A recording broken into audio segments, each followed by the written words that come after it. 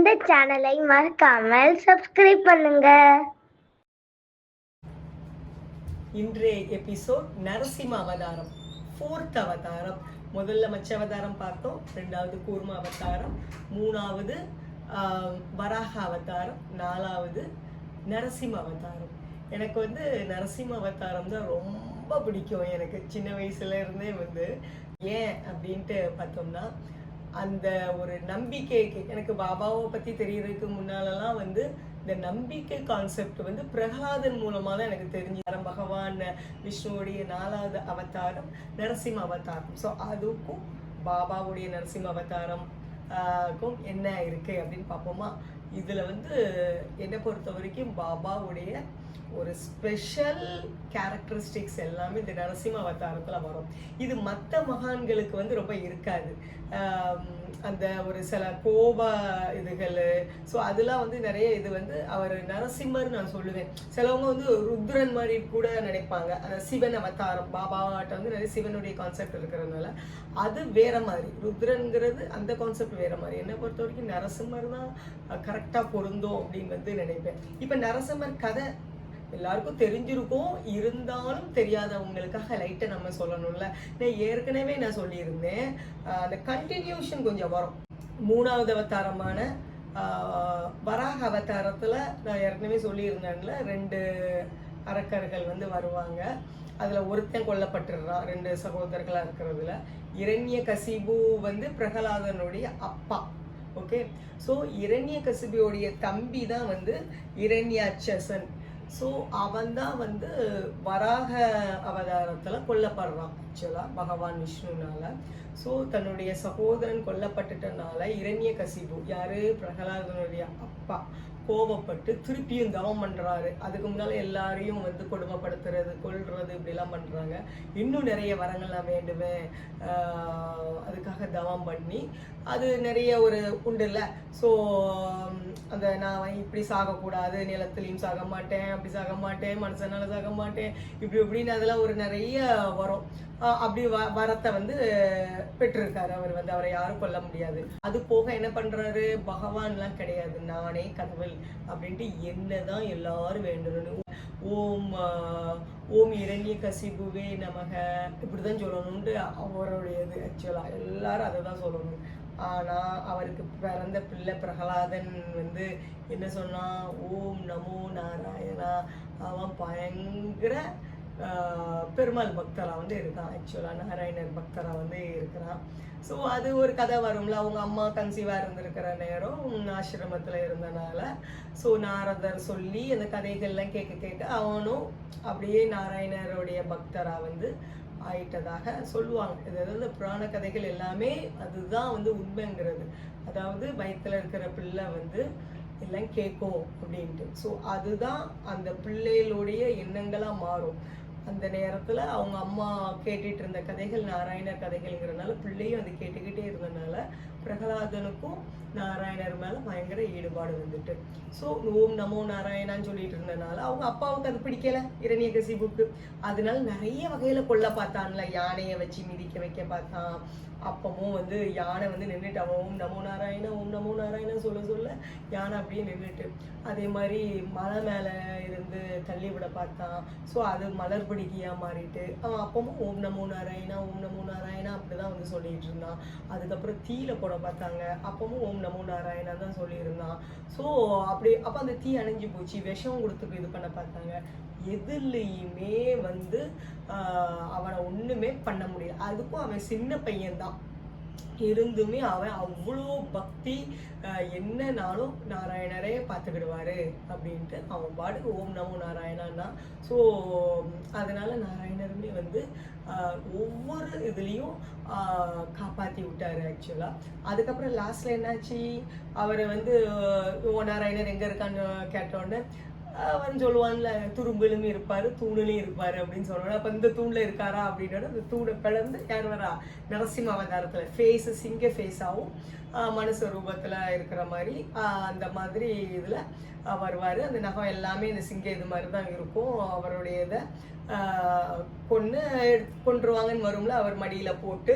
So அதுக்கேத்தாப்புல அந்த வரம் கேட்டிருப்பான். அதனால அதுக்கேத்தாப்புல அந்த அந்த திண்டு மேலே தான் அது அவர் மடியிலேயே போட்டு கீழேயும் விழாமல் ஸோ அந்த ரத்தத்தையும் குடிச்சிட்டாங்க. அப்படி இப்படிலாம் வரும் நம்மளுக்கு வந்து. ஸோ அந்த நரசிம்ம அவதாரம் வந்து இந்த ஆக்ரோஷமாக இருந்த மாதிரி இருக்கும். ஆனால் பக்தரான பிரகலாதன் கிட்ட அது ஒரு கனிவு பார்வை தான் வந்து பார்ப்பாரு அவர் வந்து. ஸோ அந்த நரசிம்ம அவதாரம் வந்து எல்லாருக்கும் தெரிஞ்சிருக்கும், இருந்தாலும் தெரியாதவங்களுக்காக லைட்டாக நான் சொல்லணுங்கிறதுக்கான லைட்டாக தான் சொல்கிறேன். ரொம்ப டீட்டெயிலாக போனால் இதுவே ஒரு தனி எபிசோட் ஆகிரும். ஸோ நரசிம்ம அவதாரம் வந்து எப்போவுமே ஒரு நம்பிக்கை வர்றதுக்காக நான் எங்கள் வீட்டில் எல்லாருக்கும் சொல்கிற விஷயம் வந்து இந்த நரசிம்ம கதை தான் எப்போவுமே எங்கள் வீட்டில் ரொம்ப ஃபேமஸ். இப்போ தான் பாபா கதைகள் ஃபேமஸ். இந்த பாபா கதை எங்கள் வீட்டில் ஃபேமஸ் ஆகிறதுக்கு முன்னால் நரசிம்மர் கதை தான் அடிக்கடி ஓடும். நம்பிக்கை கம்மியாக இருக்கிற நேரத்தில் இந்த ஸ்டோரியை தான் நான் வந்து சொல்லுவேன். ஸோ அப்படி வந்து நம்மளுக்கு சாமி மேலே ஓம் நமோ நாராயணா அப்படின்னு சொல்ல காப்பாற்றப்பட்டார்ல, அதே மாதிரி இங்கே நரசிம்ம அவதாரம் பாபாவை வந்து நினைக்கிற பட்சத்தில் என்னென்ன விஷயங்கள் சொல்லலாம். அந்த மச்ச அவதாரம் மாதிரி ஒரு 3 கான்செப்ட் யோசிக்கிறேன். ஒன்று பிரகலாதன் கான்செப்ட் மாதிரி, அதாவது நம்ம பாபாவை வந்து ஃபுல்லாக வந்து அப்படி நினச்சி குன்ற பட்சத்தில் பாபா காப்பாற்ற வந்திருக்காரா, எப்படி நரசிம்மர் மாதிரி காப்பாற்ற வந்தாரா, பிரகலாதனா யார் இருந்திருக்கா, அந்த இடத்துல வந்து நம்ம பிரகலாதனா மாறணும். அப்பதான் வந்து கடவுள் வந்து நம்மளை காப்பாற்ற வந்து வருவாங்க. ஸோ இந்த கதைகள்லாம் வந்து நம்ம எப்படி இருக்கணுங்கிறதுக்காக சொல்றது. ஸோ பிரகலாதனா இருந்த யாரு, பிரகலாதனா யார் இருந்தா, ஸோ அது என்ன கதை, அதாவது அந்த மாதிரி ஒரு சாண்டிங் பண்ற இடத்துல பாபா எப்படி ஹெல்ப் பண்ண வந்தாரு, அது ஒரு இன்ட்ரெஸ்டிங் ஸ்டோரி. எனக்கு ரொம்ப பிடிச்ச கதை அந்த கதை வந்து. அப்புறம் கதைன்னு சொல்ல முடியாது, நடந்த நிகழ்ச்சி வந்து. செகண்ட் வந்து பார்த்தோம்னா பாபா அந்த கோவப்படுற இது வந்து எதுக்காக வந்து கோவப்படுறாரு, அது 2 விதமா. ஒன்று சில தீய சக்திகள் அழிக்கிறதுக்கும், 3வது கான்செப்ட் அவருடைய கோவப்படுறது வந்து கருமாக்களை அழிக்கிறதுக்காகவுமே. ஸோ அந்த ஒரு கான்செப்ட் ஓரியன்டாகவும் ஒரு சின்ன சின்ன கதைகள் பார்க்கலாம் அப்படின்ட்டு. ஸோ ஃபர்ஸ்ட் இன்ட்ரெஸ்டிங் ஸ்டோரி சொல்லணும்ல நம்மளுக்கு. அதாவது இந்த சாண்டிங் இதில் அங்கே ஓம் நமோ நாராயணான்னு சொன்ன மாதிரி இங்கே பாபாவுடைய ஒரு பக்தர் கதையில் என்ன நடந்துச்சு அப்படிங்கிற கதையை வந்து பார்ப்போம். இது வந்து ஒரு ஆளுக்கு வந்து உயிரே கொடுத்துருக்காரு பாபா. இறந்து போன ஆளுக்கு மறுபடியும் உயிர் கொடுத்த கதை. அது என்ன கதை அப்படின்னு பார்த்தோம்னா, ஷிரடியில வந்து ஒரு தடவை நம்ம தாசகனு மகாராஜ் இருக்காருல்ல, யாரு வந்து கீர்த்தனரா இருக்கிறாரு, கான்ஸ்டபிளா இருந்து கீர்த்தனரா மாறினவர். தாசகன் ரொம்ப முக்கியமானவர் நம்ம பாபாவுடைய பக்தர்கள்ல. அதாவது அவர் கீர்த்தனை பண்ணும்போது என்ன பண்ணுவாருன்னா, அப்போ பாபாவுடைய போட்டோவும் வச்சிருப்பாரு ஆக்சுவலா. ஸோ சொல்றது எல்லாம் வந்து விட்டல் கதைகள், அவங்களுடைய பக்தர்கள் கதைகள், துக்காராம் நாமதேவ் அவங்க கதைகள். அப்புறம் கடைசியில் எல்லாரும் இந்த பாபா ஃபோட்டோவை பார்த்து கேட்பாங்க, இவங்க யாரு அப்படின்னு கேட்குற பட்சத்தில் இப்போ வந்து அவர் தான் வந்து விட்டல், அவர் தான் கிருஷ்ணர், இப்போ உள்ள பேசும் தெய்வம் இவர் தான் அப்படின்ட்டு வந்து சொல்லுவார். ஸோ இப்படி சொன்னோன்னே அவர் பண்ணியிருக்க அற்புதங்கள்லாம் வந்து சொல்லுவாங்க. இந்த மாதிரி அவர் கீர்த்தனைகள்லாம் பண்ணுறது உண்டு. அப்படி வந்து ஒரு தடவை ஷிரடிக்கு பாபாவை பார்க்க வந்திருக்கிற நேரம் ஜோதிந்திரா தார்கட், அது இந்த தார்கட்டுங்கிறவரும் ஆக்சுவலாக நம்ம சாய் சரித்திரா புக்கில் வர்றவங்க தான், ஒரு முக்கியமானவங்க, அவங்க பாபாவுடைய முக்கியமான பக்தர். ஸோ அவங்க அம்மா வந்திருக்காங்க. பாபா வந்து தாசகனும் வந்து ஒரு பக்கத்தில் ஒரு இடத்துக்கு கீர்த்தனைகள் பண்ணுறதுக்காக போக போகிறாங்க. அப்போ பாபா சொல்கிறாரு, இந்த ஜோதிந்திராட்ட வந்து அவங்க அம்மாவையும் கூப்பிட்டுட்டு நீயும் கூட போ அப்படின்னு சொல்கிறாங்க. அவர் தான் கடவுளாச்சு, அவருக்கு தான் தெரியுமே ஒன்று நடக்க போகுது அப்படிங்கிறதுக்கு வந்து. ஸோ அதுக்காக இவரை வந்து அனுப்பி விடுறாங்க. அப்போ இவங்க ஒரு ஊரில் போய் என்ன பண்ணிகிட்டு இருக்காங்க, கீர்த்தனைகள் அவர் பண்ணிகிட்டு இருக்காரு. அவர் வந்து பாட்டெல்லாம் பாடிக்கிட்டு இருக்காரு, பஜன் பாடிக்கிட்டு இருக்காரு அங்கே வந்து தாசகனும். அப்போ அந்த நேரத்தில் வந்து பழங்குடி மக்கள்ல உள்ளவங்க ஒருத்தவங்க வந்து இறந்து போயிட்டாங்கன்ட்டு அந்த மக்கள் தூக்கிட்டு வர்றாங்க, ஒருத்தர் இறந்தவரை வந்து தூக்கிட்டு வர்றாங்க. ஸோ அவங்கெல்லாம் வந்து கொஞ்சம் காட்டுவாசிகளாக இருக்கிறனால கொஞ்சம் இதாக இருப்பாங்க, ஆக்ரோஷமாக இப்படி தானே இருப்பாங்க கொஞ்சம். அப்போது இவங்க கத்தி பாடிக்கிட்டு இருக்காங்கங்கிற மாதிரி அவங்க ஃபீல் பண்ணுறாங்க. இவர் என்னத்தை அவங்க வந்துட்டு இருக்க வழியில் இவங்க பாதையில் இருந்த மாதிரி இருக்குது. ஸோ அப்போ அவனுங்க அங்கே உள்ளவங்கெல்லாம் 2-3 பேர் வந்து இவங்களை பார்த்து கேட்குறாங்க, என்ன பாடிக்கிட்டு இருக்கீங்க, இது யார் அப்படி இப்படிலாம் வந்து கேட்குறான். பாபாவுடைய ஃபோட்டோலாம் இருந்தவொடனே ஸோ அவர் சொல்கிறாரு, இது வந்து பாபா, அப்படி இவர் வந்து இப்படி ஒரு பெரிய துறவி அப்படி இப்படிலாம் சொல்கிறாரு. அப்போ அவனுங்க திட்டுறாங்க, அவெல்லாம் கிடையாது, அப்படி இந்த துறவிகள் இப்படி இப்படிங்கிறவங்கெல்லாம் ரவுடிகள் எல்லாம் அப்படின்னு திட்டுறாரு. ஸோ அப்போ தாசகுணு சொல்றாரு, இல்லை அவர் பேசும் தெய்வம், நீங்கள் ஒரு தடவை நீங்கள் அவரை பார்த்தீங்கன்னா தெரியும், அவருடைய அன்பு கருணை எல்லாமே அப்படி இருக்கும். ஸோ உங்களுக்கே தெரியும் அவர் வந்து ஒரு கடவுள் அப்படிங்கிறது உங்களுக்கு புரியும் அப்படின்னு வந்து சொல்றாரு. இவனுக்கு அப்படிலாம் இல்லை. ஓ அப்படியா, நீங்க வந்து இப்படி இவரை கடவுள்னு சொல்றீங்கன்னா இப்போ என்னுடைய இந்த சொந்தக்காரன் இறந்து போயிட்டான், இவனை உங்களால எந்திரிக்க வைக்க முடியுமா அப்படின்னு வந்து மீன்ஸ் பாபா, அப்போ உங்க கடவுள் வந்து எந்திரிக்க வச்சிருவாரா, உங்க பாபா உயிரை கொடுத்துருவாரா அப்படின்னு வந்து கேட்குறான். கேட்ட உடனே தாசகுணுவும் சரின்னு சொல்லியாச்சுங்க. ஜோதிந்திரா அவங்க அம்மா தாசகுணு மகாராஜ் இருக்காங்க. ஸோ ஜோதிந்திராலாம் அம்மா எங்கள் பாபா தான் உயிர் கொடுத்துருவாரு அப்படின்ட்டு. ஸோ தாசகுணு வந்து நம்மளுடைய நம்ம அம்மாவா இருக்கிற நம்ம பாபா கிட்ட சரண்டர் ஆகணும் அப்படின்ட்டு இங்க ஜோதிந்திரா தான் அதான் முடியும்னு அவர் தான் சொன்னது. அதுக்காக தான் பாபாவே அனுப்பி வச்சிருக்காரு. இவர் மூலமா இந்த ஒரு கதையை வந்து அவர் வர வைக்கிறார், ஒரு நம்பிக்கை ஊட்டும் கதை அப்படிங்கிறதுக்காக. ஸோ ஜோதிந்திரா தாசகுணு பார்த்துட்டு இருக்கனால ஜோதிந்திரா தான் சொல்றதே, ஆமா ஆமா அதெல்லாம் எங்க பாபா எல்லாம் உயிர் கொடுத்துருவாரு அப்படின்ட்டு. எப்ப ஜோதிந்திரா வந்து தாசகனு மகாராஷ்டிர சொல்றாரு, இந்த காக்கட் ஆரத்தியில தாசகனு பாடின பாட்டு உண்டு. இப்ப தாசகன் இப்ப வந்து பார்த்தோம்னா ஆரத்திகள்ல வந்து நிறைய பாட்டுகள் உண்டு. 14 தனித்தனி பேராவா உண்டு நினைக்கிறேன், 13 14 போல உண்டு. இதுல வந்து எல்லாமே ஒரே ஆள் பாடினது கிடையாது, ஒவ்வொன்றும் ஒவ்வொரு இது பாடினது. இப்போ ஆரத்தி சாய்பாபா அப்படின்னு வர்றது அது இன்னொருத்தங்க பாடினது அது வந்து. ஸோ அதே மாதிரி ஒவ்வொருத்தவங்களும் ஒவ்வொரு இது பாடினது தான் கலெக்ஷன் ஆகி மொத்தமா ஆரத்தியில வச்சிருக்காங்க. அப்படி காக்கட ஆரத்தியில தாசகனு மகாராஜ் பாடின ஒரு பாட்டு அது சேர்த்திருக்காங்க. அது காக்கட ஆரத்தினா காலையில உள்ள ஆரத்தி. அது என்ன பாட்டுன்னா அது எல்லாருக்கும் தெரிஞ்சிருக்கும். மராட்டியில வந்து இப்படி வரும், அதாவது साईरगम नजर करना बच्चों का पालन करना, साईरगम नजर करना बच्चों को पालन करना.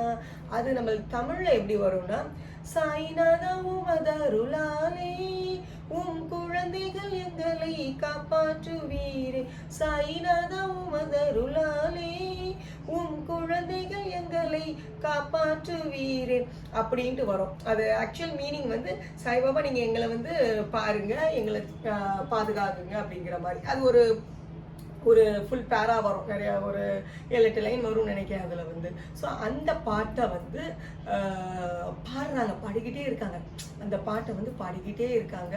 ஸோ அதுக்கப்புறம் வேற பாட்டு தாசகனும் பிரகலாதனும் ஆயாச்சு, அவர் பாட்டுக்கு மூழ்கி பாட ஆரம்பிச்சாச்சு, இன்னும் நடக்கட்டுங்கிற மாதிரி அது பாட்டுக்கு வந்து பாட ஆரம்பிச்சாச்சு. இங்கே ஜோதிந்திர என்ன பண்ணுறாரு, அவர் வந்து அந்த இறந்து கிடக்கிற அந்த டெட் பாடியையும் இங்கே தாசகனுவையும் பார்த்து அவர் இருக்கிறாரு, அப்பப்போ அங்கே பார்த்துக்கிட்டே இருக்காரு. ஆக்சுவலா தாசகுணு எல்லாம் மறந்து பாபாவே பாட ஆரம்பிச்சாச்சு. அதான் சொல்றேன், அவர் பிரகலாதன் ஆயாச்சு, பாபாட்ட சரணடைஞ்சாச்சுன்னு அவர் பாட்டுக்கு பாபா இதுல மூழ்கியாச்சு அவர் வந்து.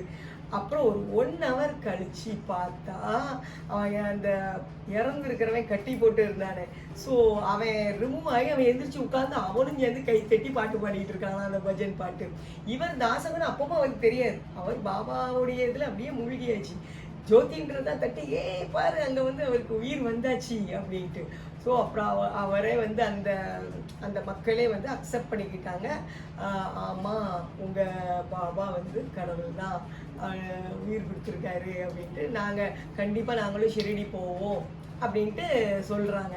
ஸோ இது வந்து எனக்கு இந்த பிரகலாதன் கதை வரும்போது எனக்கு இந்த கதை தான் பாபாவுடையது ஞாபகத்துக்கு வந்துச்சு. ஸோ இந்த இடத்துல தாசகனு வந்து என்னதான் இருக்காரு, பிரகலாதனா இருக்காரு, பாபா அந்த இடத்துல நரசிம்மரா இருந்து காப்பாத்திருக்காருன்னு தான் நான் சொல்லுவேன். கரெக்டு தானே, நீங்களும் அதை தானே சொல்றீங்க. ஓகே, ஸோ இது ஒரு கதை. இப்போ 2வது கதை. இப்ப யாரு பிரகலாதன்? இப்போ இந்த தாசகனு கதையில இந்த ஜோதிந்திரா சொன்னேன்ல, நான் வந்து சேம் ஜோதிந்திரா தான் வந்து இப்போ இன்னொரு பிரகலாதன் அவர் மாறினதா எடுத்துக்கலாம். ஸோ அது வந்து எப்படி அப்படி இந்த ஜோதிந்திரா நான் சொல்றது இந்த வந்து சாய் சரித்திரால வந்து அது எந்த கதையை அவர் வருவாருன்னா, அவங்க அம்மாவும் ஒரு பையனும் வந்து அப்போ ராமச்சந்திரன்ட்டு வரும்னு நினைக்கிறேன் அந்த கதை. ஸோ அந்த டார்கட் அப்படிங்கிற சர்நேம்ல வருவாங்க. அதாவது அவங்க அப்பா வந்து பூஜை பண்ணுவாங்க, நெய்வேத்தியம் ஒழுங்கா வைக்கலன்னு, இவங்க அம்மாவும் பையனும் வந்து ஷிரடி வந்துடுறாங்கன்னு வரும். அப்பாவை நல்லா பூஜை பண்ணுங்க அப்படின்னு சொல்லிட்டுங்கிற மாதிரி ஒரு கதை வரும். அது சாய் சரித்திரா படிக்கிறவங்களுக்கு தெரியும். இன்னொரு இதுலேயும் மென்ஷன் பண்ணியிருப்பாங்க. அந்த ஜோதின்றாங்கிறவங்க வந்து முக்கியமான ஒரு பக்தர், அவங்க பாம்பேல இருந்தவங்க. ஸோ ஷிரடிக்கு வந்துட்டு போவாங்க அப்படிங்கிறது. இப்போ இது ஒரு கதை வந்து என்னன்னா, ஜோதின்றா ஷிரடிக்கு வந்திருக்கிற நேரத்தில் இந்த கோப்பர்காவ்ன்ட்டு ஒரு கிராமம் உண்டு, ஷிரடிக்கு முன்னால் உள்ள கிராமம். அதில் ஒரு சின்ன ஓடை உண்டு போல இருக்கு.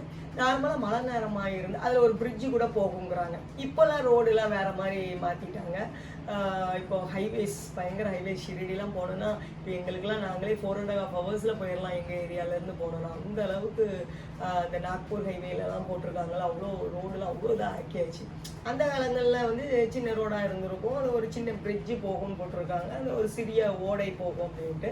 மழை நேரங்கள், மற்ற நேரங்கள் ட்ரையாக இருக்கும் போல இருக்குது, மழை நேரங்கள் அது ஃபுல்லாக நிறைஞ்சிரும் போல இருக்குது. ஸோ இவர் வந்து என்ன பண்ணுறாரு, காக்கடார்த்திக்கு போகிறதுக்கு முன்னால், இப்போ அந்த காலத்தில் எல்லாம் நடந்து தானே போவாங்க, அவர் நடந்து வந்து வர்றாரு. கொஞ்சம் மழையும் லைட்டாக பெஞ்சிக்கிட்டுலாம் இருந்துக்கிட்டு தான் இருந்திருக்கு. டார்ச்லாம் கையில் வச்சுக்கிட்டு. காக்கடார்த்தினா காலையில் நடக்கிறதுல, ஆக்சுவலாக விடிய காலையில் நடக்கிறதுல 4:30 அந்த காலத்துலலாம் வந்து. ஸோ இப்போ அதனால் அவர் இருட்டாக தானே இருக்கும், டார்ச் லைட்டு அதெல்லாம் கொண்டு வந்துட்டு அந்த பாத்ரூம்லாம் போகணுன்னா அந்த காலத்தில் அப்படி தானே பண்ணுவாங்க. அந்த ஓட ஓரத்தில் தானே எல்லாரும் வந்து போக பார்ப்பாங்க. ஸோ அப்படி வந்து அவர் போகிற பட்சத்தில் ஆப்போசிட்ல இருக்கிற ஒரு ஆளு வந்து ஏதோ சொல்றாரு. இப்ப இவர் பாம்பேல உள்ள ஆளுங்கிறதுனால அவர் சொல்றது கரெக்டா புரியல, என்னவோ சொல்றாரு, என்ன சொல்றாருன்னு புரியல. ஆனா ஒரு ஏதோ ஒண்ணு அவசரங்கிற மாதிரி அந்த ஆள் சொல்றாரு அப்படிங்கிறது மட்டும் அவருக்கு புரியுது. அவர் அப்படி பாக்குற நேரத்துல என்ன ஆயிருது, இந்த தண்ணி வந்து சுனாமி மாதிரி யோசித்துக்கோங்க. தண்ணி வந்து அவர் முன்னால் அப்படி கருப்பு தண்ணி அப்படி வருதான், அப்படி வருதான், அவரை மூழ்க அடிக்கிற மாதிரி வருது போல இருக்கு. அவர் கண்ணை மூடிட்டாராம். கண்ணை மூடி, பாபா நான் சாக போறேன், எனக்கு காப்பாத்துங்க அப்படின்னு அவர் கண்ணை மூடிட்டு கண்ணை திறக்கலாம் போல இருக்கு. அப்படி அவர் வந்து அப்படிதான் ப்ரே பண்ணியிருக்காரு கண்ணை மூடிட்டு. பார்த்தா கொஞ்ச நேரம் கழிச்சு பார்த்தா அவர் சுற்றி தண்ணியே இல்லையா, நிறைய ஆடு மாடெல்லாம் நிறைய வந்து அது தண்ணியில் அடிச்சு போறதெல்லாம் அவர் பார்க்குறாரு. அதுக்கப்புறம் அவர் வந்து கொஞ்சம் அவர் முழங்கால அளவுக்கு தண்ணி கொஞ்சம் அவர் வந்த பிறகு கொஞ்சம் கிராஸ் பண்ணி போறாரு. அவரை சுற்றி தண்ணி இல்லாத மாதிரி இருந்துச்சு போல இருக்கு. அப்புறம் அவர் அந்த ஆர்த்தி அட்டன் பண்ணி முடிச்ச பாரு, இந்த காக்கடை ஆர்த்தி அட்டன் பண்ணி முடிச்ச பாரு, பாபா வந்து அவர்கிட்ட கேட்குறாரு, ஏய் காலையில எதுக்கு என்ன கூப்பிட்ட, உனக்கு சாகிறதுக்கு அவ்வளோ பயமா அப்படின்னு வந்து அவர் கேட்குறாரு போல இருக்கு. பாபா எல்லாமே கொஞ்சம் கிண்டலாக கேட்குற மாதிரி தான் இருக்கும் பார்க்குறதுக்கு. அவர் ஃப்ரெண்ட்லியாகவும் பழகுவார். ஸோ அவர் வந்து சொல்கிறாரு, ஜோதின்றா வந்து, பாபா நாங்கள்லாம் வந்து சாதா மனுஷங்க, எங்களுக்கெல்லாம் வந்து சாவை பார்த்தா பயமாக தான் இருக்கும், எங்களுக்கெல்லாம் வந்து நீங்கள் தான் கதி அப்படின்ட்டு வந்து அவர் வந்து சொல்கிறாரு. அப்போது பாபா வந்து சொல்கிறாரு, உன்னை ஷிரடிக்கு கூப்பிட்டது வந்து உன்னை சாகரக்காக கூப்பிட்ருக்கேன், உனக்கு இன்னும் நிறைய வேலை இருக்குது இது அப்படின்ட்டு வந்து சொல்கிறாரு. அப்படிலாம் நீ வந்து சாக மாட்ட, உனக்குலாம் இன்னும் நிறைய வேலைகள் உனக்கு பண்ண வேண்டியது இருக்குது இங்கே இன்னும் அப்படின்னு வந்து சொல்கிறாரு அவர் வந்து. ஸோ ஆக்சுவலாக நம்மளுக்கு ஒரே அடைக்கலம் பாபா தான். இப்போ வந்து சிட்டியில் இருக்கிறவங்க, ஃபாரினில் இருக்கிறவங்க ஏன் வந்து பாபாவை நிறைய கும்பிட்றாங்க, ஊர்களை விட ஏன் வந்து சிட்டிகள்லாம் பாபாலாம் ரொம்ப கும்பிட்றாங்கன்னா, ஏன்னா அந்த அடைக்கலம் நம்மளுக்கு பாபா கிட்ட வேற யார் இருக்கா, அவர் தான் உடனே ஓடி வருவார். இப்போ சொல்லுவாங்க, நானே சிலவங்கள்ட்டெல்லாம் பார்த்துருக்கேன், இவன் என்ன பாபா கும்பிட்றாம்பாங்க. ஆனால் அவங்களுக்குன்னு ஒரு பிரச்சனை வரும்போது அவங்கள மீறி அவங்க மனசுக்குள்ளேயே பாபாவை கும்பிடுவோமோ, கும்பிட்டா சரியாயிருமோ, நடக்குமோ அப்படின்னு நினச்சி அவங்க பாபா கும்பிட்றாங்க. பட் அவங்களுக்கும் நடக்குது. ஸோ அதாவது இந்த தலைவலியும் பல்வலியும் தனக்கு வந்தால் தான் தெரியும்பாங்கல்ல, அப்படி சொல்லிக்கிறாங்க. ஆனால் தனக்குன்னு ஒரு பிரச்சனை வரும்போது அவங்களுமே பாபா மேலே ஒரு நம்பிக்கை, அவங்க கும்பிடலனாலுமே பாபா பண்ணுமாறுங்கிற நம்பிக்கை வருது. ஸோ அப்படிதான். அப்போ பாபாவை கும்பிட்ற நாங்கள்லாம் வந்து எங்களுக்கெல்லாம் இந்த சிட்டியில் வாழ்கிற ஆட்களுக்கு பாபா தான் அடைக்கலம். எப்படி அவர் இருந்தாரோ, அந்த ஜோதின்ற வந்து அப்படி கண்ணை மூடிட்டு கும்பிட்றாரோ, அப்படிதான் எனக்குலாம் ஒவ்வொரு சிச்சுவேஷனும். எனக்கு இப்படி கண்ணை மூடிட்டு அவர் கும்பிட்ற சிச்சுவேஷன் சொல்லும்போது எனக்கே வந்து நான் ஃப்ளைட்டில் அப்படி நான் கும்பிட்டுட்டு இருப்பேன். சில நேரம் வந்து டர்புலன்ஸ் ஆகுதுன்னு சொல்லிடுவாங்க, பெல்ட்டை போடுங்கன்னு நான் மைண்டில் சாயராம்ட்டு கண்ணை மூடிட்டு நான் சொல்லுவேன். உண்மையாகவே அப்படி சொல்கிற பட்சத்தில் அந்த ஃப்ளைட்டுமே கொஞ்சம் ஸ்மூத்தாக போகும். எவ்வளோ டர்புலன்ஸ் வந்தாலுமே நான் அந்த சாயராம்ங்கிற சொல்லிக்கிட்டே இருப்பேன். அனுமாரையும் வேண்டுவேன் அந்த இடத்துல வந்து. அனுமார் எப்படி லக்ஷ்மணனை காப்பாற்றுறக்காக சஞ்சீவி மலையை தூக்கிட்டு போனார் அப்படி நானும் வேண்டுறது உண்டு. பாபா ஒரு பக்கம் வேண்டுற பட்சத்தில் ஹனுமானையும் யோசிப்பேன், ஹனுமானே அந்த மாதிரி சஞ்சீவி மலையை தூக்குற மாதிரி நீங்கள் வந்து எங்கள் ஃப்ளைட்டையும் நல்லபடியாக ஸ்மூத்தாக கொண்டு போங்க அப்படின்ட்டு. ஸோ அதே மாதிரி யூஸ்வலாக வந்து நடக்கவும் செய்யும் எனக்கு. அதனால இந்த கதைகள் வந்து அந்த பிரகலாதன்னா நம்ம இருக்கணும் இருக்கணுங்கிறது நம்மளுக்கு உணர்த்துது. பிரகலாதனா இருந்தாதான் நம்மளுக்கு சாமியும் வந்து நம்மளுக்கு பாதுகாக்க வரும். ஸோ நீங்களும் இந்த மாதிரி பிரகலாதனா மாறுறதுக்கு முயற்சி பண்ணுங்க. பண்ண பண்ண அது அந்த நம்பிக்கை வந்துடும். பாபா நம்ம கூடவே இருந்து நம்மளை வழி நடத்துவார். ஓகே, ஸோ இது ஒரு கான்செப்ட். நம்மளுக்கு வந்து பிரகலாதனா நம்ம இருக்கணும் அப்படிங்கிற ஒரு கான்செப்டுக்கு. செகண்ட் வந்து பார்த்தோம்னா அந்த கோபப்படுற ஒரு கான்செப்ட் வந்து, இந்த வீடியோ உங்களுக்கு பிடிச்சிருக்கும். தொடர்ந்து இந்த சேனல்ல வர வீடியோ நீங்க பார்க்கணும்னா லைக் பண்ணுங்க, சப்ஸ்கிரைப் பண்ணுங்க, பெல் பட்டனை தட்டுங்க.